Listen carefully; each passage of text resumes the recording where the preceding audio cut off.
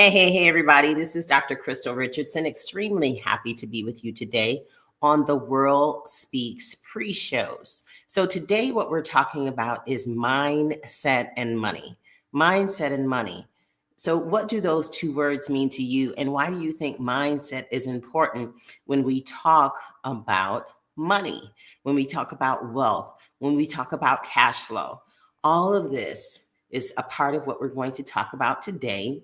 And I want you to, as usual, maybe go get something to take some notes with so that when we get into the topics today and some of our key points, you'll be ready. We'll be right back.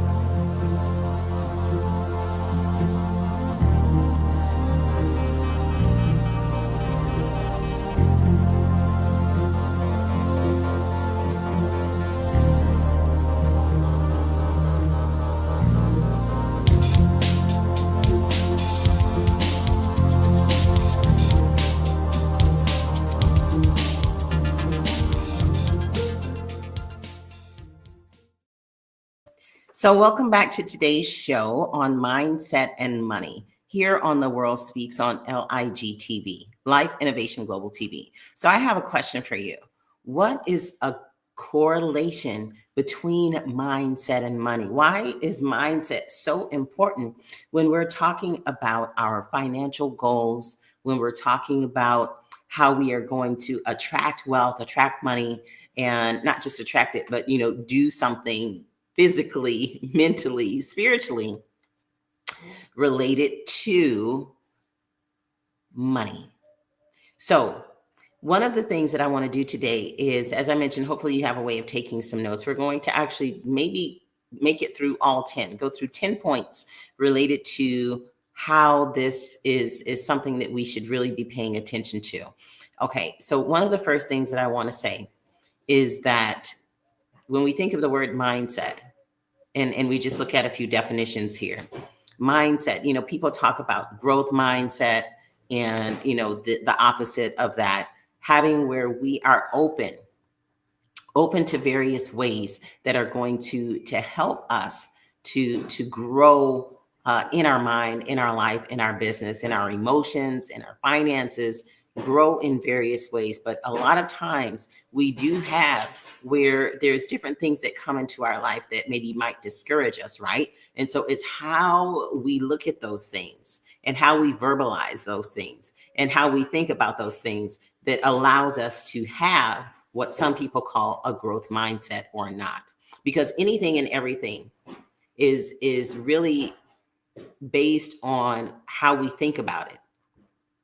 Anything and everything that happens in our life is based on how we think about it. If we think we're going to fail, then most likely we are going to fail. If we think that, oh my gosh, this is something that's horrific, it's horrible, it's terrible, then it probably is. But if we look at everything as a lesson learned, if we look at everything in a manner that allows us to take the good out of it and to grow from it and to help to actually grow others, that's the impact part, then maybe quite frankly, it is something that affects us in a way that I can't really even verbalize necessarily all the time because of the fact that it's so huge. So we're just going to jump into some of these things related to mindset and money.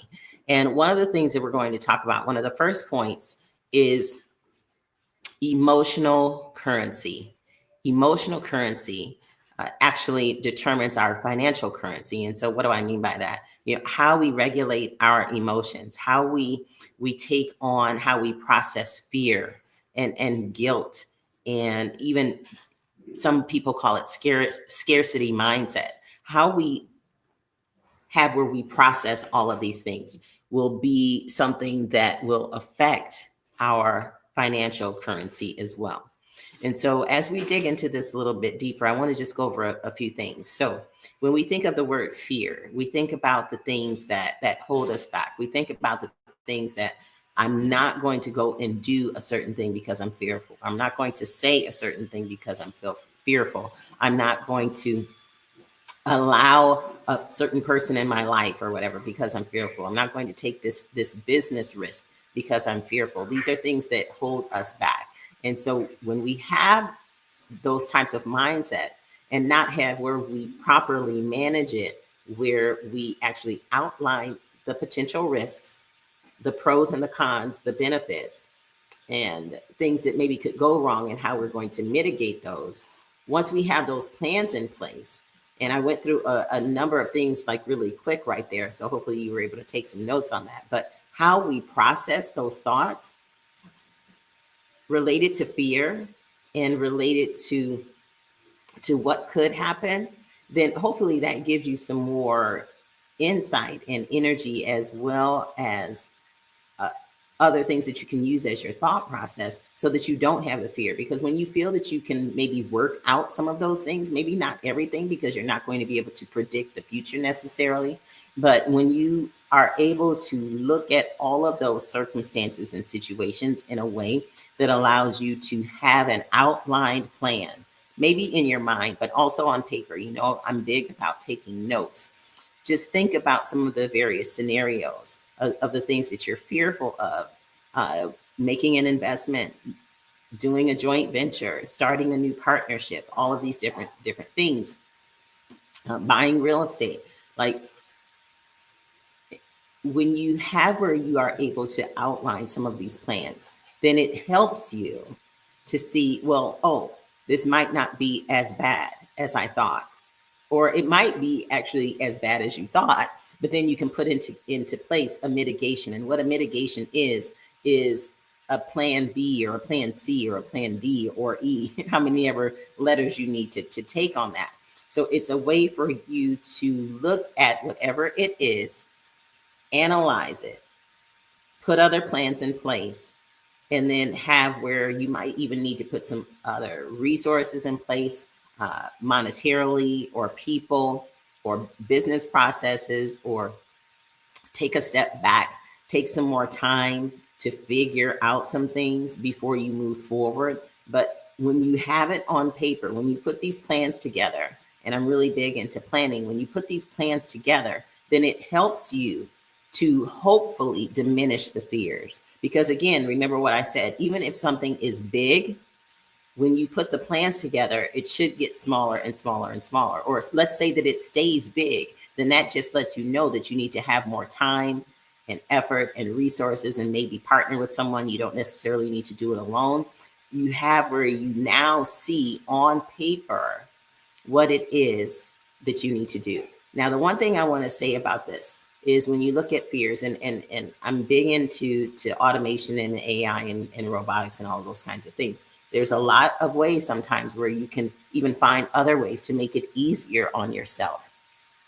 And so when you look at ways to make it easier on yourself, then that is when you don't necessarily need to have those emotions wrapped around it, because it should be that you can go into any situation and say, I have nothing to fear, or you have less to fear.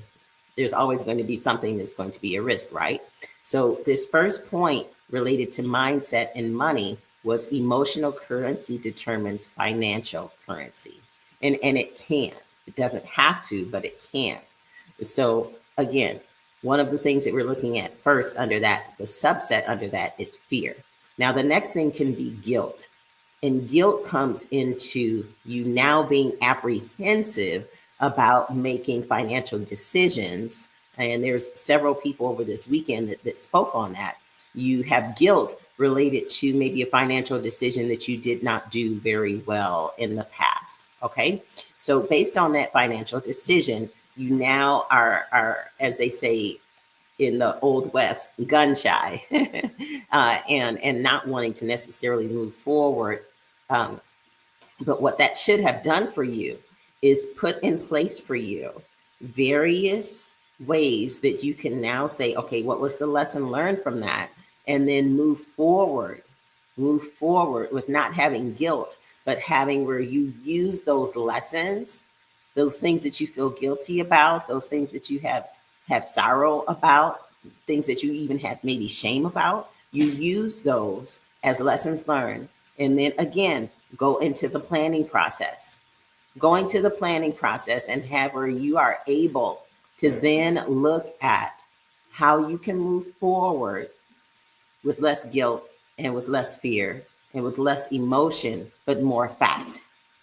You see, when we have emotion related to various financial decisions, then it makes us wishy-washy. And it also makes us where we are not necessarily, what's the word I want to say? We're not necessarily confident in what it is that we're doing because we have all of these thoughts going on and all of this noise. And so what this planning does allows us to lessen the noise, lessen the fear, lessen the guilt, lessen the shame and sorrow and all of that. Now, another thing related to emotion we could wrap into this is the scarcity mindset. Scarcity mindset. And part of this might have come also from our upbringing where, our parents maybe did not have what they wanted to have as far as resources to take care of the family, maybe back in the 30s, 40s, 50s, or even 60s or so. And so we grow up with the scarcity mindset that we're never ever going to have enough. Now, depending on what it is you're doing related to investing in real estate, buying real estate, investing in real estate, doing other types of investing, have where you actually have a wealth pro forma, a wealth portfolio. It can be that if you're working with a financial advisor, some kind of financial planner, that, they have all of these different things. Hopefully they have a diversified portfolio for you. And that you're actively working with them to understand, the various types of investments that you have, and keeping an eye on the market with them on what's going up, what's going down, how things are actually performing. And then based on that, excuse me, you should be able to have a little bit more peace of mind if you are pleased with the person, or if the person is yourself, pleased with how everything is performing, pleased with the diversity, then you don't necessarily have to have a scarcity mindset moving forward, because you have your wealth profile, you have your investment portfolio, and you understand how things are moving, how things are operating, how things are performing. And yes, there's going to be changes based on things that happen in the economy, things that happen with elections, as you know, things that happen with tariffs and with agreements with other countries. And if you're in tech, if there's been a new discovery that comes and almost overshadows something that you were already doing. But that's why diversification is very, very, very, very key. So I kind of got into some other areas here, but we were talking about scarcity mindset. So if you have a good, sound, robust wealth pro forma, then you don't necessarily need to have scarcity mindset. And then how do you not have that? If the scarcity mindset, if you don't have a good one, well, then you put some things in place, you do some planning to build a wealth portfolio. And investing of various types doesn't take a lot of money to start, depending on what it is that you already have. Then some people start with $100, 500, 1,000, 10,000. It just kind of depends on where you are and where you're able to start. But the thing is to start. So I want to encourage you to not necessarily take on the thought patterns and the personalities of your forefathers, foremothers of scarcity, but take on the growth mindset that I talked about at the beginning, and have where you do your part to see what you might have, excuse me, to start investing if you haven't already started. And if you have already started, look to see how diversified are you. Look and understand part of mindset and money is your risk tolerance. Risk tolerance. So what is that? Well, we'll talk about what risk tolerance is when we get back from this commercial, and we'll go into our next point, which also has to talk about tolerance, and it's tolerance for ambiguity predicts wealth growth. Tolerance for ambiguity can predict your wealth growth. We'll be right back.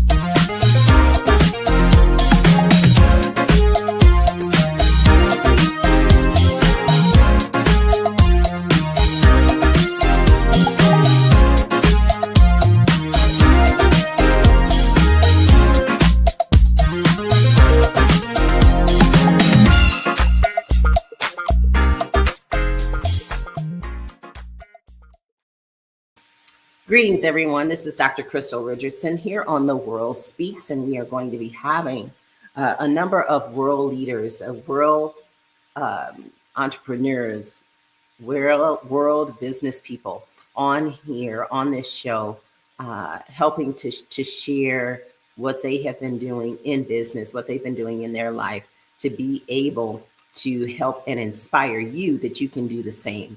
A lot of people, or a lot of times, are okay with operating locally, maybe even nationally, but what about going global? So that's why we have The World Speaks, and how we are able to work with you to activate your greatness and do it on a global scale. All right, so we're talking about mindset and money.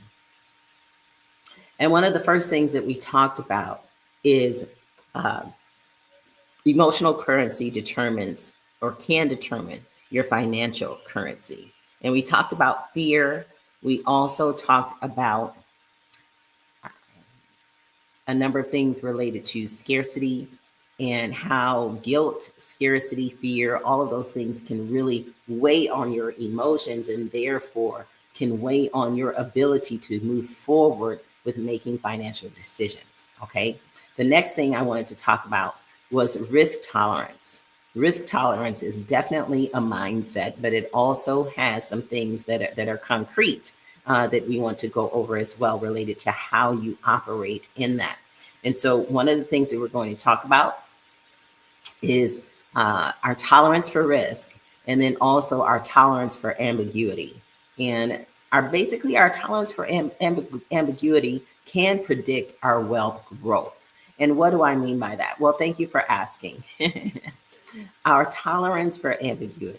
So those who are able to look at what is it that's in front of me? What has been presented to me? What is the potential opportunity?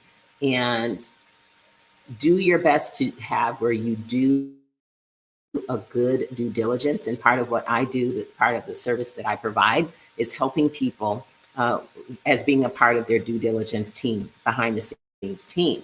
And so however you have those people in your back pocket, right, to help you make certain decisions. Okay, so what this does is helps you understand that people who are able to still analyze and assess and have that gut feel and have, the Holy Spirit is like working with them, and they can understand and feel like, is this something that I really should be doing?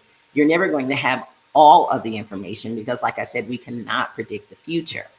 But people who are able to analyze in this way and navigate and embrace uncertainties in this way are ones that have the ability to move forward without being hindered in making key financial decisions and having financial success.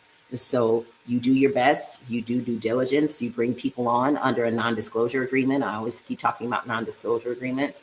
You bring them on to help you make these decisions. And then you go in prayer, you go in fasting, you go in your prayer closet and you say, okay, God, like, is this what I should be doing? And then you make that decision with wise counsel. So I always say, that everyone should have where they have some kind of mentor or coach or mentors and coaches that can help them in various ways, depending on what it is that they want to do. And in this case, I'm talking about ambiguity, okay, and risk tolerance. So what is your risk tolerance, and how is your investment deck stacked related to your risk tolerance? There's people that, okay, I'm just going to go for it. It's a high risk area, but high risk, high return, right? Moderate risk, low risk, and it's just kind of so slow and steady over time. So it basically depends on if you want short-term gains or long-term gains. And everybody that you talk to that has anything that's robust, that's built up related to what they're doing in their life financially. Yes, there's some things that are short-term, but mostly everything is a long-term move. So you just need to be able to have where you get ready and understand that this is a long-term game, and build everything accordingly, so that 5 years, 10 years, 20 years down the line, you are seeing what it is and reaping the benefits of your long-term gain. All right. So with that being said, ambiguity, like I said, tolerance for ambiguity predicts wealth growth. One of the things it says here is wealthy individuals embrace uncertainty and make decisions even when outcomes aren't guaranteed. And so depending on what it is anything ever really guaranteed? Some would say that the answer is no, but it has a higher probability of being guaranteed or a lower probability. You have to weigh that out. And even when you do, sometimes things are maybe not going to work out the way that you plan. That's why diversification is key. Having a diversification mindset is key for your growth in all of these different financial areas. All right, so that was our second point. The next one, understanding innovation, understanding creativity, understanding living on the edge of what is new that's coming out, and having a way to evaluate that and then move forward. Okay, having a way to evaluate that and then moving forward. Now, you don't want to necessarily be the first in a new area, a new technology, a new product, a new service. You might not want to be first to actually embrace it, but you do want to be first as far as being a part of the behind the scenes, the beta team. Okay, because a lot of things that come out, they do a soft launch and they have what is called beta. And so being a part of a beta group is fabulous, because you get to know what's going on behind the scenes and help with the possible development of it. And then you can also have where you can decide whether or not you want to continue on or actually invest to help them to build further, because you get to know the team, you get to know the product, services, what's good, what's bad, what works, what doesn't work, and then to help to mold and shape that. Okay, but what we're talking about is innovation. And so there's a lot of ideas out there. Excuse me. And there's a lot of people out there with a lot of ideas. And so one of the things that I do are going to various gifting lounges for the Oscars, for the Emmys, and for Super Bowl, for like different events, right? And so there's all these people there. There's authors, and then there's people with products and services. Some have been out on the market for a long time. Some of them are new into whatever their industry is. And so, they have all these things that like, oh, it does this, it does that, it's great, and all of these claims, right? Well, being able to assess that and having ways to assess and determine like, that does actually sound like a great idea. And it actually sounds like something that I might even want to be an investor for, or a partner for, or I know someone that can help them with the scientific side, or with the branding side, or with the technical side, or with the automation side, like whatever it might be. And so you then maybe become a person that would be an advocate for them. Okay. So innovation is great. Being on the cutting edge of that is great. The thing is, you have to be careful if you don't have people available to you to evaluate, to help you evaluate like all of the different parts and pieces. Okay.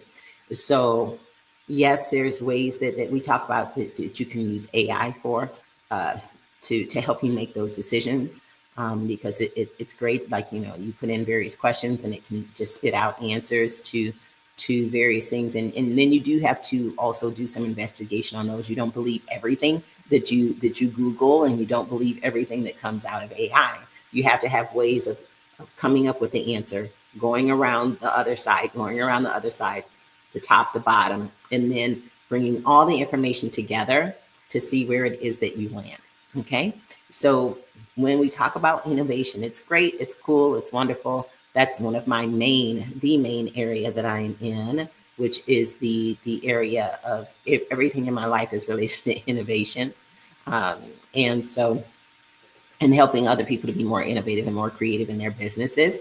And so what I want to express to you is that even with those, the new things that are coming out, especially if it's like some kind of medication, medical device, anything like that, even other products and services, I won't just pick on them. You might want to wait and see, what are some of the side effects, what are some of the cautions and precautions that end up coming out. What are some things that, people who have been on that particular thing or use that particular thing for 3 months, 6 months, a year, 2 years, like what is it that they're saying? But in some cases, depending on what you feel in your gut, and when you pray on this, it might be like, this is new, this is great. I need to be here now and go forward with this. In the short term, put a certain number of dollars maybe toward that investment and go forward with it, because it's really, really going to be big.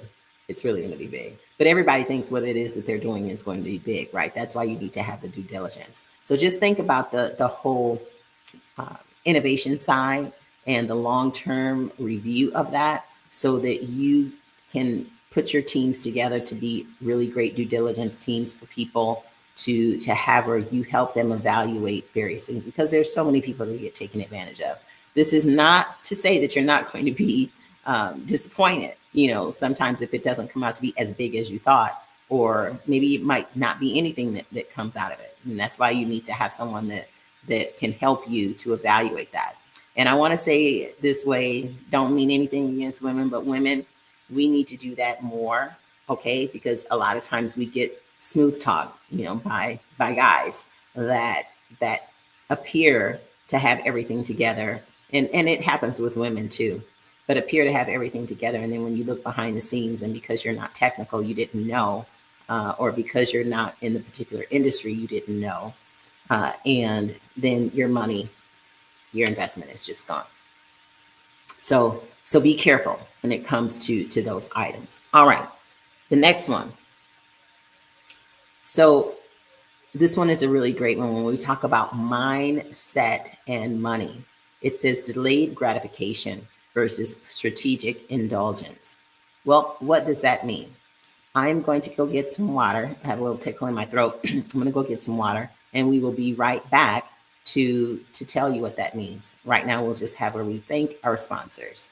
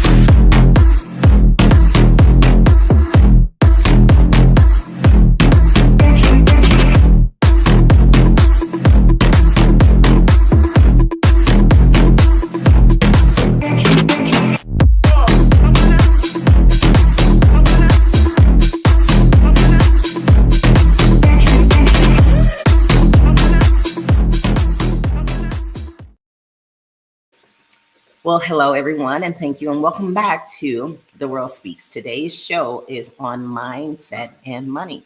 So the point that we're talking about right now, delayed gratification and strategic indulgence. So while delaying gratification is crucial, strategic indulgence can reinforce a winning mindset and maintain momentum.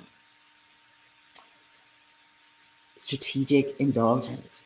Wait it out. Wait it out. Wait it out. Wait it out. But strategically. And so what do I mean by this? Remember, we talked about the long term benefits. So we are talking about delayed gratification. Some people want money and they want it now. Some people want a big deal and they want to have where everything works out now. Well, it doesn't really necessarily work that way. And part of what I'm saying is you really want to have where you make decisions strategically. Make decisions strategically. So let's say that you have $50,000, $100,000 that you want to invest. Let's say that you have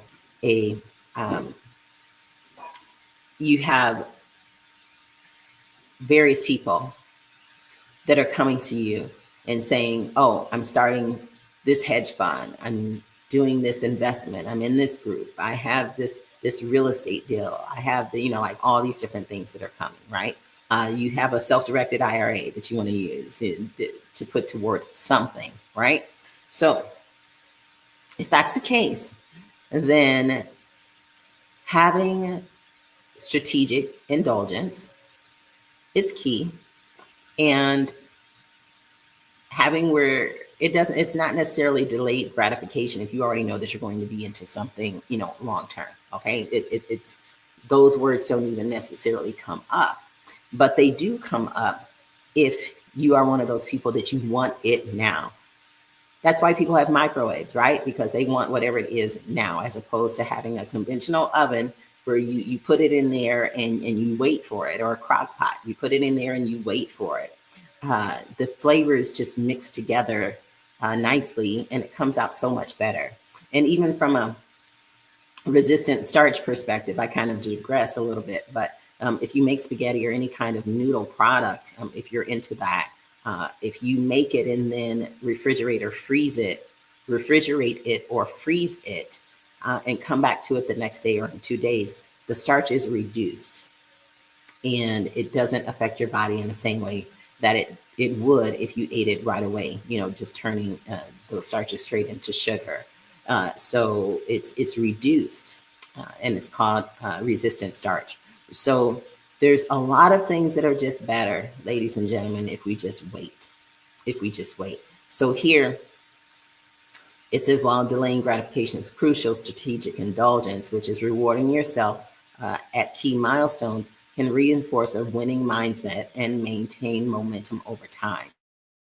So, did you hear that one part about milestones? So, have where you build into any and every plan that you have the mindset of and the exact plan of having where you build in points to celebrate, you build in points to look at your KPIs, which are your key performance indicators. You build in points where you are going to have, excuse me, where you reward yourself or you reward your investors. Okay, that at the end of the first quarter, this is what's expected, and this is what you are going to get within these ranges.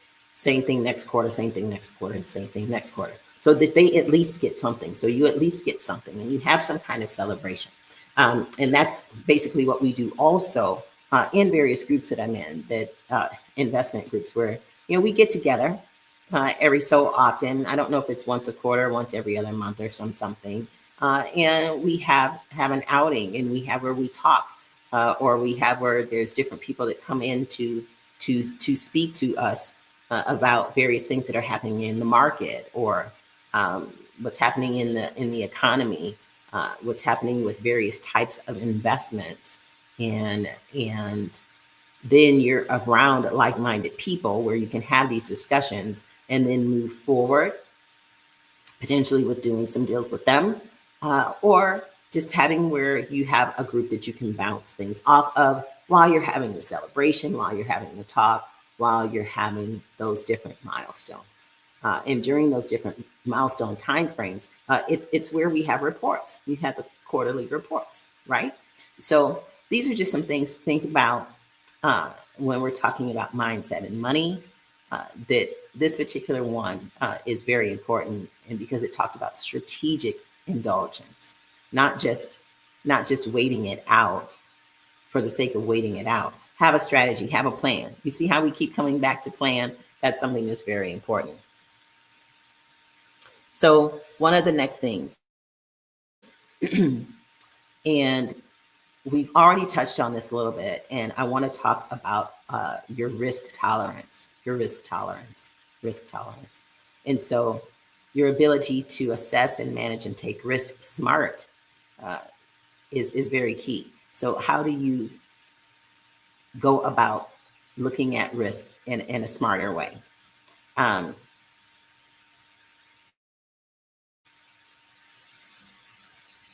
This is such a huge subject. It's such a huge subject that everybody is different. And the best thing I would recommend to do is to have where you have your financial advisor, again, or whoever it is that you're working with, outline. If you want a low risk scenario, this is what it looks like: medium risk, high risk. And then go yourself, please, please, please, in any of these conversations, any of these different things that we talk about. Don't just take my word for it. Don't just take their word for it. Go and do some research yourself. There's plenty of information that is on the internet now, where, again, you're not going to have all the information to make a complete educated decision, but it is where you can do better than no information. It's where you can do better than just taking someone else's word for it. It's where you actually can do some research and then ask them questions. Do not be afraid to ask questions, because after all, it's your money. It's your money that you're wanting to invest, or it's your money that you're looking at maybe doing a particular deal or not. So ask the questions. And then even have where you work with someone like me. I help people to formulate questions to ask a person when they want to go and do a deal. Okay. And so basically, as your due diligence advocate, your due diligence, diva, the person that's in your back pocket that can help you make some of these decisions, or not make the decision, not help you make the decision, but help you have more information to make the decision. Because after all, information is power. Okay. And then it also makes you look more like a savvy investor because you have questions. And depending on how deep it gets, sometimes I actually do end up going to the meeting or being on the Zoom with the person to ask the questions myself to help from that regard. So whether it's me, like I said, or someone else, however you have people that can help you assess these situations. So again, this one I've talked about earlier, and I want to come back to it, from a more concrete perspective right now related to risk. What is your risk tolerance? What is your risk appetite? Your ability to assess risk. Some people, it's just too much information. So you should have where there's people that can help you. Again, under a non-disclosure agreement, because depending on what it is, it could be something that happens all the time. They get in conversations with the person. They're supposed to be your advocate. They cut you out, and then they move forward with the person and with the deal. And then there you have it. Like you're not even involved, and it ends up being something big and you're cut out. Happens all the time. So we want to make sure that we protect ourselves. Okay. So that is one of our next points. And so as we go through here, looks like we're not going to make it to all 10 points. If you do want the 10 points and you're listening to this, then we would love to be able to share some of this with you offline. And let me see if I can bring up the banner here to give you our information. There's several different ones that are on here. Let's see. Don't make decision by yourself. Okay, risk reduction. Okay, so I'll just put up the risk reduction one. Let's see. That's the wrong one. Let's try this one. There we are. ReduceInvestmentRisk.com. ReduceInvestmentRisk.com.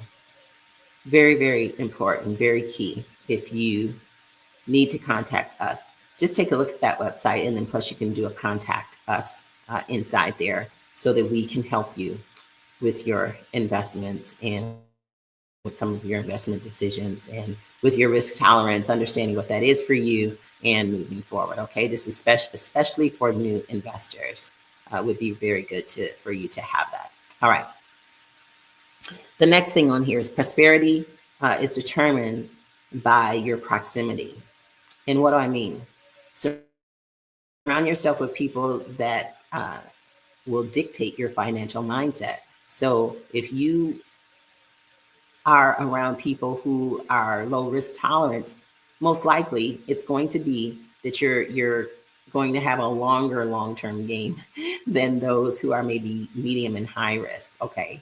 As well as people that are in those various industries. If you want to know more about real estate, surround yourself with people who are in real estate. If you want to know more about various ways of investing or with crypto or with AI or with any areas of technology, then surround yourself with people that know those things. There's all kinds of groups, meetups, Facebook groups, seminars, symposiums, all different kinds of things that you can be a part of, master classes and masterminds and whatnot. So surround yourself with those people, because your net worth is often a mirror of the 5 closest people that you surround yourself with. Okay, your net worth. So do that. And you can also have what I call a 360, where you do have people that you're helping to bring up. And it is where sometimes people have the knowledge, but they don't have the resource, or they have the resources and they don't have the knowledge, or they have the personality, and they have the connections they have where they're very outgoing and they would be a great person to have on the team, but they don't have this or that. Again, that's something that you go through and you put together who it is that you want to be surrounded with and how you want to move forward in what it is that you do. So that one really doesn't take a lot of explanation as far as, us going through the points. I mean, I could go on to say more, but your net worth is really a lot of times, as they say, connected to your network. Like, who are you around? Who do you spend your time with? And what are they doing? What is it that they know? And are they wanting to build or not? And the other part of this, again, I was saying from a spiritual perspective too, it's very important for me that everyone is like-minded from a kingdom perspective. Okay. And so meaning that they're a Christian, or that they have Christian beliefs, that they believe in the Bible and they're actually practicing practicing Christian. Because maybe hopefully, when things go right, great, but when things don't go as planned, the response and reaction will be one that reflects our Heavenly Father, as opposed to things that can happen when they're not aligned from a kingdom perspective. So just something to think about. And so as we move forward to some of our last points and get ready to close, I want to have where you maybe think about what were some things that we talked about today that you want to have where you develop a way to have this mindset. You want to take down some notes on how you are going to implement some of the things that we said. We talked about risk tolerance. We talked about how you handle fear. We talked about your network and your net worth. We talked about a number of things on here related to delayed gratification and strategic indulgence. And so I want you to just kind of think about those things, and I'm just going to give one more point and we're going to wrap up. All right.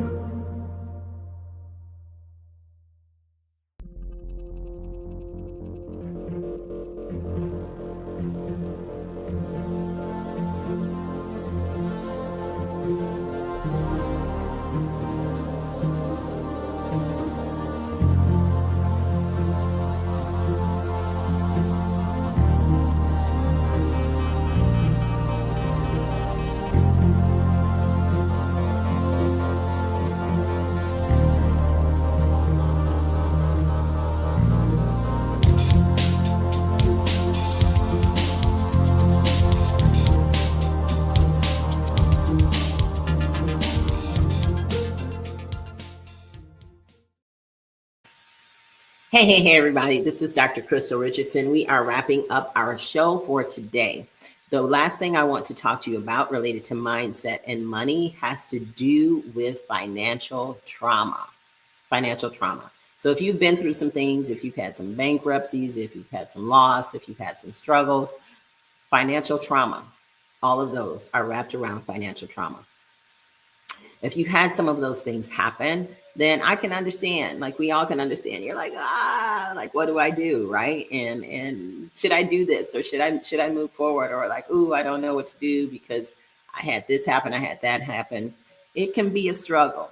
That's why the name of this show is Mindset and Money, because it really can be a struggle.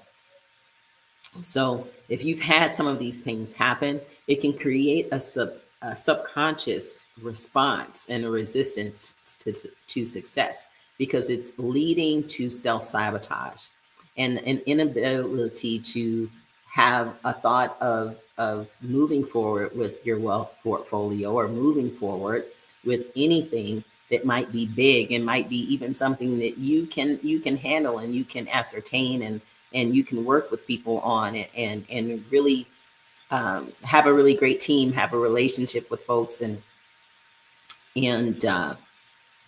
not have the same thing happen that happened in the past. But if we get stuck in the past, then it really, really, really can, going back up to that top one that we talked about, it really can cause guilt, and it can cause fear. And then we are in financial self-sabotage. So I want to encourage you to not land there, but to have where you use some of the concepts and principles we talked about today. We didn't make it to all 10, but based on the ones that we did make it through, hopefully there was something that will help you to move forward. Understanding your risk tolerance is something I think that's key. Having where you are not bound by fears is another one that's key. Having where you surround yourself with people that understand where it is that you want to go. Having a due diligence team. Having where you look at what it is that you want to do and not have it be bound by what has happened in the past. Now, this can be, it's related to any part of your life, right? Not just related to finances. Having where you do not have self-sabotage because of your past is a mindset that is key in all areas of life. When we first started the show, we talked about growth mindset.